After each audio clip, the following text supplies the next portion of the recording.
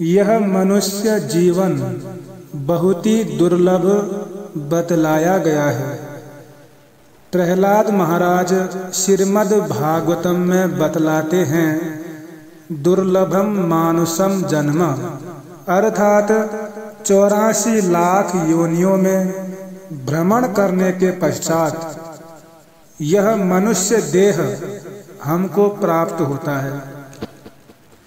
इतना दुर्लभ मनुष्य जीवन हमको प्राप्त किस लिए होता है कि हम इस मनुष्य देह का सदुपयोग करें, अर्थात अच्छे कार्य करें, भगवान की सेवा करें, उनकी भक्ति करें और इस मनुष्य जीवन को सफल बनाएं। इसीलिए हमको यह दुर्लभ मनुष्य जीवन प्राप्त होता है।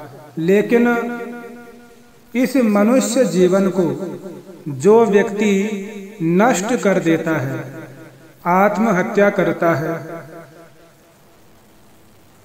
और ऐसे दुर्लभ मनुष्य जीवन को व्यर्थ में ही गंवा देता है, ये बड़ा चिंता और निराशा का विषय है। इतना दुर्लभ मनुष्य जीवन मिलने पर हम इसको अच्छे कार्यों में ना लगाकर, भगवत सेवा में ना लगाकर इसको नष्ट कर देते हैं, अर्थात आत्महत्या कर देते हैं।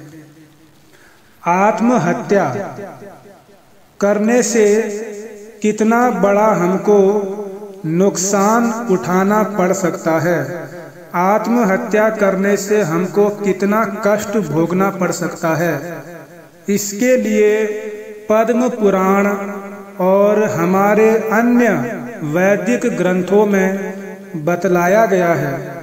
पद्म पुराण में बताया गया है कि जो गले में रस्सी बांधकर या पानी में कूदकर आत्महत्या करता है, ऐसा व्यक्ति प्रेत योनि में जन्म लेता है, अर्थात प्रेत लोक में जाता है। अर्थात प्रेत लोक में रहकर कई वर्षों तक उनको बहुत ही कष्ट भोगना पड़ता है और वापस फिर इसी पृथ्वी में आकर उनको भूखे प्यासे इधर उधर भटकते रहना पड़ता है।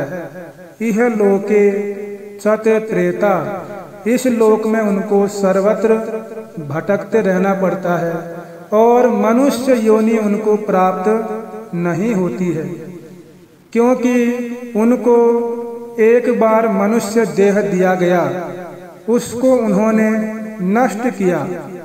इसी कारण उनको फिर दोबारा मनुष्य जीवन नहीं दिया जाता है। उनको मल मूत्र जैसा भोजन करना पड़ता है। इतना निकृष्ट भोजन करने में मजबूर होते हैं प्रेत लोग। तो आत्महत्या करने वाला व्यक्ति भूत या प्रेत की योनि प्राप्त करता है और बहुत ही लंबे समय तक कष्ट उठाता है।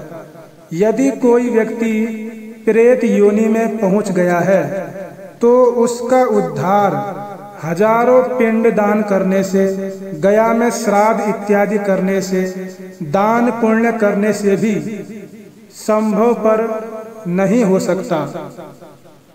यदि कोई प्रेत योनि से मुक्त होना चाहता है तो उनके निमित्त अगर कोई भगवत कार्य करे, भगवान कृष्ण से संबंधित कोई कार्य करे, तो ऐसा व्यक्ति प्रेत योनि से मुक्त हो सकता है। शास्त्रों में उपाय बताया गया है।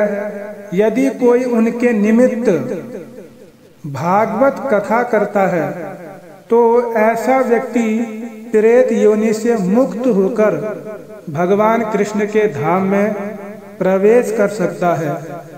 इसीलिए पद्म पुराण के भागवत महात्म्य के अंतर्गत वर्णन आता है, धन्या भागवती वार्ता प्रेत पीड़ा विनाशिनी सप्ता अपि तथा धन्या कृष्ण लोक फलप्रदः।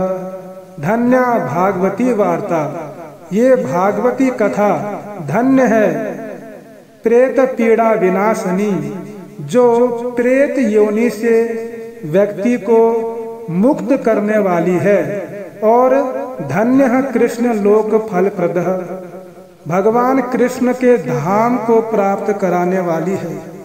यदि कोई भागवत कथा करवाता है 1 सप्ताह तक उस प्रेत के निमित्त, तो ऐसा प्रेत का उद्धार हो सकता है।